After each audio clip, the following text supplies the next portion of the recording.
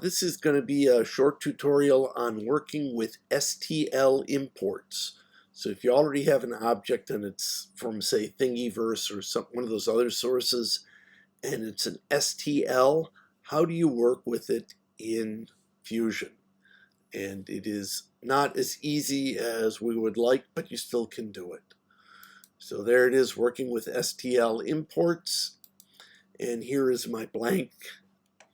And what I want to do is I want to not open, I want to insert a mesh. So I'm going to select one of them. Here it is, the left motor bracket. And I'm going to press open, and there it is. And then I make sure that the units are right, and the original STL was in millimeters, so I put it in millimeters. It really is important that you get this right, sort of. If it isn't, if you've got it in centimeters, then the conversion factor is 10. You usually can fix things if you know how they were done. So let's insert another mesh. And this time it's going to be the right motor bracket.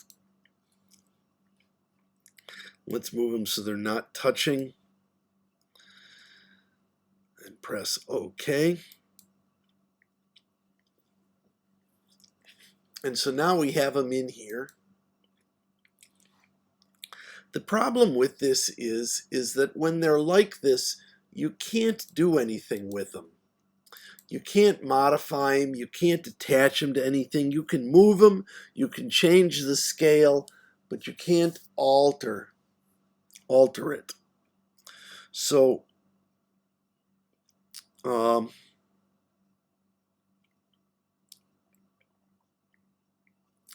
what you need to do, sorry, I was distracted for a second there, is in order to do this, you have to make sure that the timeline is off. And I see it's off right now. So let me, to turn the timeline, the history on, you click this.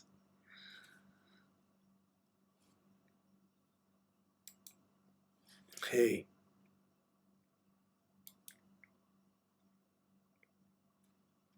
Capture design history. There it is. And so if you've got this history timeline, you can't change these. It has to be off. And the way you turn it off is over here with a click. Do not capture design history. Continue. Once you've done that, you can take one of these objects. Come on. You can't select them any other way. You can select them like this, just by opening up this bodies and selecting it. And then you say modify. And then you want to change it to brep. I actually do not know what brep stands for. Mesh to brep. And make a new body out of it. And there it is. And this one worked really well. It doesn't have that many faces, so it converted real nice and easy. Then I want to do the next one, modify, mesh to brep. New body, there it is. Really nice and easy. Now that I have these, I can go and I can click up here, and it's option or control click or right click. You go all the way down to the bottom. This doesn't matter right now. You want to capture design history, and it turns on this timeline. And that way you can fix things if you goof them up. And now you can work with them just like they're normal objects. You can take them, you can move them.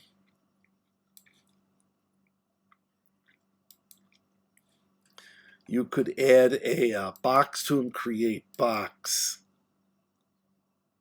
You see they've got all these faces. It's not that simple. But we're going to start right here. And let's create a box that comes over to here.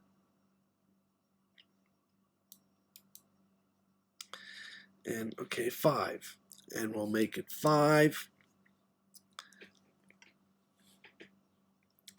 And because these things are made up of a bunch of different little faces, I usually just joined them. I'm gonna control click this, and I'm gonna edit the feature. It said join. I wanted it to say new body. New body. Okay. Now it's a new body. To make sure that it really is joined, I'm going to move the body. I'm going to take this and I'm going to move it this way, and I'm going to move it 0.1 millimeter.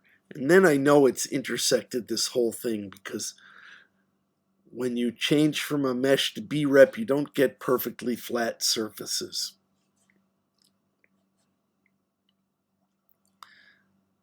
Okay. So now I can take this, and if I want to make it into one object, I can, but let me see what we got here.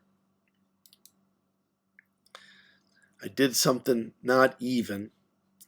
Let's say I want to extend this face out so it matches that corner there. I can do that. I'm going to move here.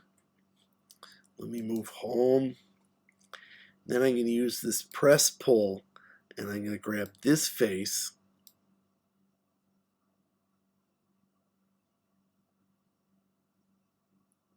Pull it out till it's about even.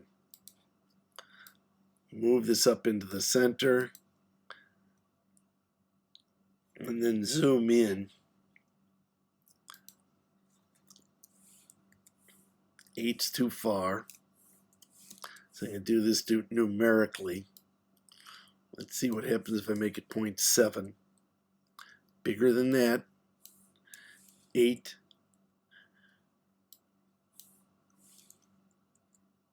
9. Looks like it matches pretty good. Okay, great.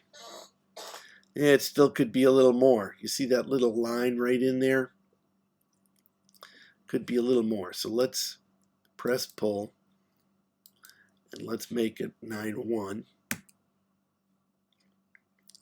And then let's move to the front and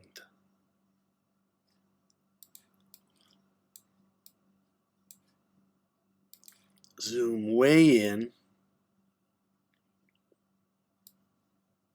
And so you can still see that little line there.